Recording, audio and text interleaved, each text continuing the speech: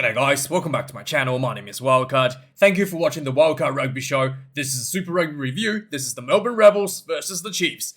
Yes, this will be the final game for the Rebels at AAMI Park, and there's a slight chance that the Rebels will be the last game we're ever going to see for the franchise.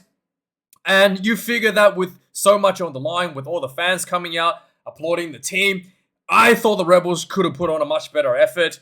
But hey, it is the story of this club. Very sloppy. In fact, both teams were pretty sloppy out there. It was a little bit rain. Maybe the wet conditions had affected the flowness of the gameplay. But the Rebels, especially in the first half, super soft in the defense.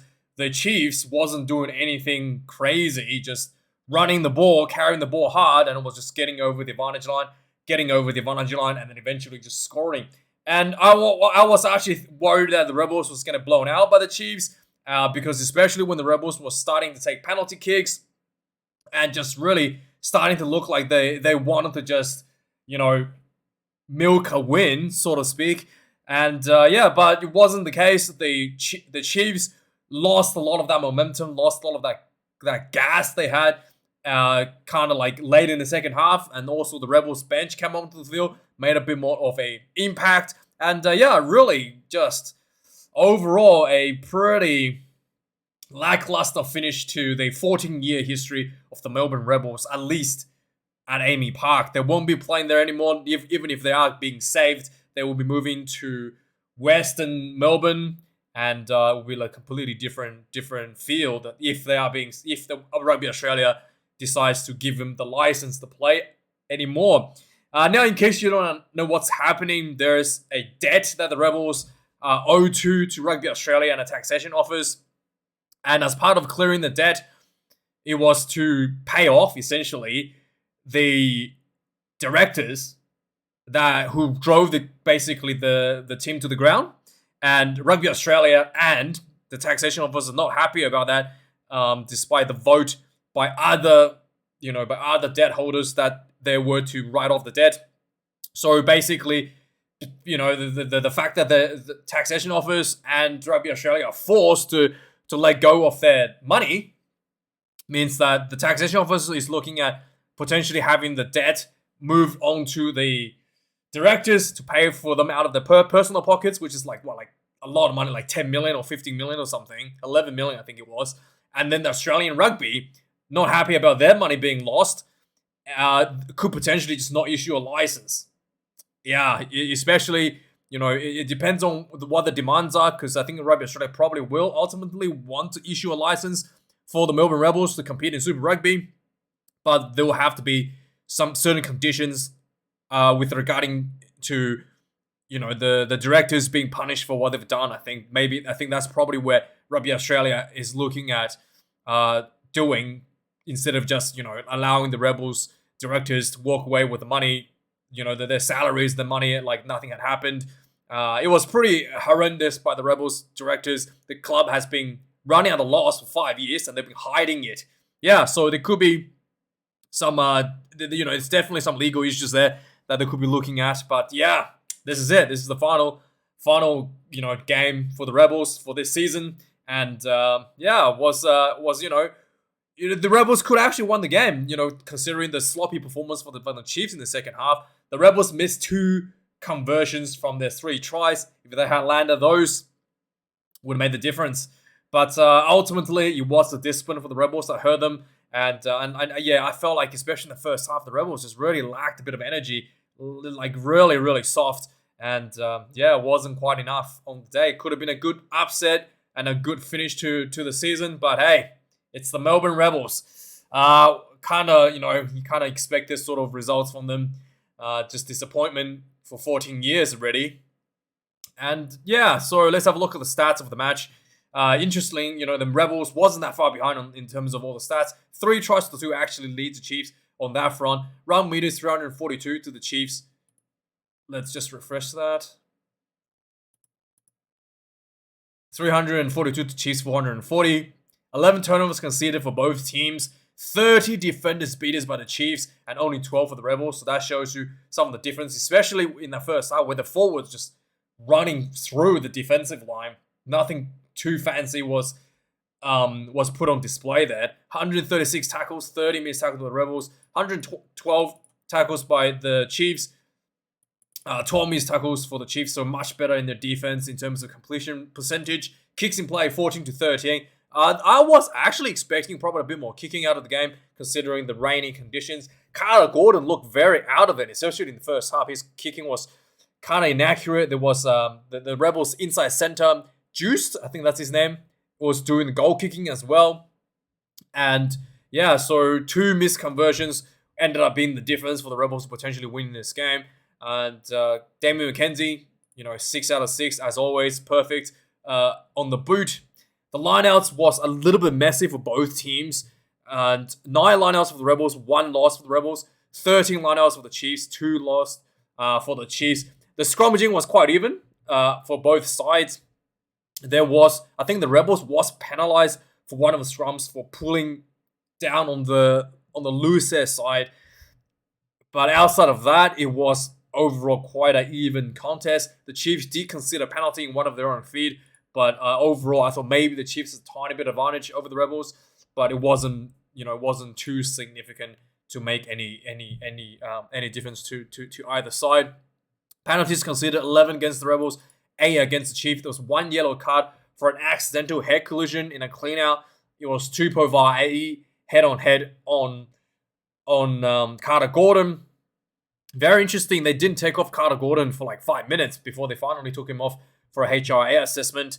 And Tupou Vaa'i was sent off for a yellow card. That was very soft. Like, it was barely it was very, very, soft collusion there. It wasn't much of an issue. I thought there was an incident later on where Far Musili got hit from the side of the head with a swinging arm after making a tackle. I thought that should probably be a red card, and the TMO was doing such a terrible job, didn't even look at it. So that was the only one where I thought, the head-on-head collision from Vaa'i, I thought that could actually be considered just a rugby incident and not being a penalty at all, I felt, because it was just it was really just, two players gently bumping into each other. Whereas Far Musili getting punched, essentially, from the side in the rack was probably deserved a better look at that one. But hey, it's Super Rugby TMO. Every week I talk about how terrible it is, and we'll just have to live through it, guys. This is just the way it is. It's just the way rugby is being adjudicated these days. So let's have a look at the point summary and go through all the scoring. 3 minutes into the game, Chiefs gets a penalty in typical Chiefs fashion. They wanted to get the early points on the board to get the to kind of calm the nerves down a bit, I guess, and just give themselves that little bit of get the 0 off the board. So Damian McKenzie pops one through, 3 points to nil. 3 minutes into the game. 6 minutes into the game, the Rebels gets himself on the ball. Some really nice play actually from the Rebels here. They had the ball down on the right hand side, find him some space down the sideline, and then the ball was spread across the field all the way to the left hand side. Vaihu ran down the sideline, step in field on Sean Stevenson, just punched straight through his tackle, which was really, really nice step. They were really well done. And then try time for the Rebels, 5 points to 6. 18 minutes into the game, there was a really poor pass from Carter Gordon. The ball was just rolling on the ground. He was like I said, Carter Gordon was really off. The ball was just rolling on the ground. And one of the Rebels player kind of jumped on the ball. And then the Chiefs player jumped onto the player that was on the ground. So you're not allowed to jump on a player on the ground, dive on a player on the ground. And that was a penalty. So the Rebels actually got themselves out of jail a little bit. Kicked 3 points here, 8 points to 3. 24 minutes into the game, there was a lot of soft tackles from the Rebels, and the Chiefs basically had a scrum, crash ball, and then just quick ball, pick and go. And eventually, the soft tackles from the Rebels were just, every time the Chiefs carried, they were getting over the advantage line with ease. Eventually going to run out of space. Tupou Vaa'i went over for the pick, eventually crashed over for the Chiefs. 10 points to 8. Chiefs back in front. 39 minutes into the game, 28 minutes in the game, Tupou Vaa'i got sent off for the yellow card, head on Carter Gordon. 39 minutes in the game, the Rebels, again, just really got themselves into a position. They were not really going anywhere. They're just building faces in front of around the 22 meter line.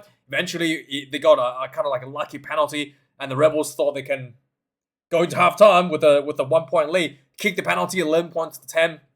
Still a kickoff to come because there's still a few seconds left on the clock. Right from the kickoff, in typical Rebels fashion, knock on, and the Chiefs recover the ball, just building. And then a few phases later, Rebels got caught offside. 3 points to the Chiefs. Halftime, Chiefs were winning 13 points to 11. Yeah, so you thought that the Rebels would have learned their lesson by now to not take soft options. But hey, so yeah, 44 minutes into the game in the second half, the what do you call it? The Chiefs looked like they scored a try. Again, just building into the Rebels 22. Every time they carried the ball, they were getting over the advantage line. Carter Gordon, massive missed tackle on Nade Soturu. And then it was Nada Soturu just like ran sideways and then drew a last defender, passed it to Naruai, went in for the try.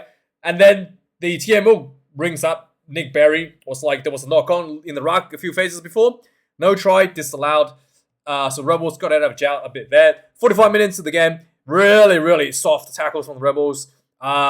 In fact, literally right from this disallowed try, the Chiefs had a penalty. They went for the line out and just went for the maul.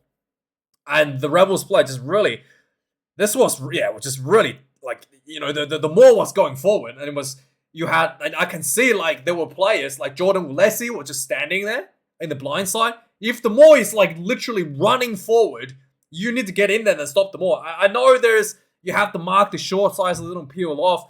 But if the maul is going to score and imminently going to score, your job is to get in there instead of just standing there looking at it. So I wasn't really sure what was happening there with the Rebels defense. The maul just like literally ran in for the try. 11 points to 20.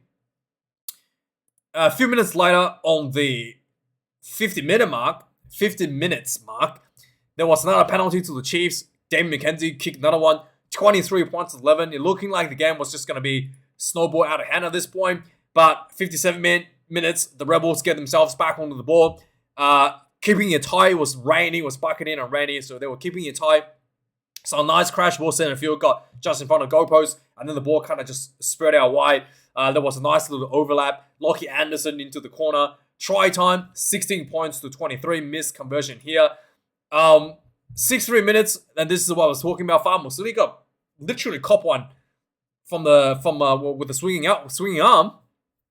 TMO utter useless. 73 minutes into the game, the Rebels had a penalty. They went for the line out. Crash ball center field. Again, this is really nice executed.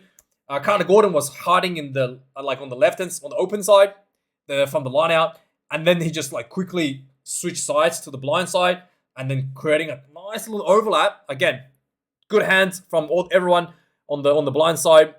Lockie Anderson jumps into the corner. 23 points to 23. Now it's just come down to which team has the better discipline to win the last 5 minutes of the game. And sure enough, pretty much from the kickoff, the Rebels lost the ball. Chiefs just building in front of the Rebels goal line. Building. And you can sort of see this coming. It was either going to be a try or be a penalty. And eventually there was a penalty right from the goalpost. Damien McKenzie popped this one through. 1 minute left. 23 points to 26. And from the kickoff, Rebels wasn't able to recover the ball. The Chiefs just, held on the ball, ran down the clock last minute. And, finished the game. 23 points to 26. And that was it. Final match of the Rebels. And, let me know your thoughts, guys. My speculation is that Rugby Australia will probably get the directors fired and then issue the license to the Rebels. Will probably be in negotiation. But at this point, who knows what's going to happen. I think that it will be strategically smart for Rugby Australia to keep the Rebels alive because, all the, so many years of failings from the management is just, it's a market that Rugby Australia really don't want to lose. Victoria, even though it's not a popular sport there. But, let me know your thoughts, guys. Thanks for watching this video. Like, comment, and subscribe. And I'll see you guys tomorrow for a bunch of big games. And have a good night. Cheers.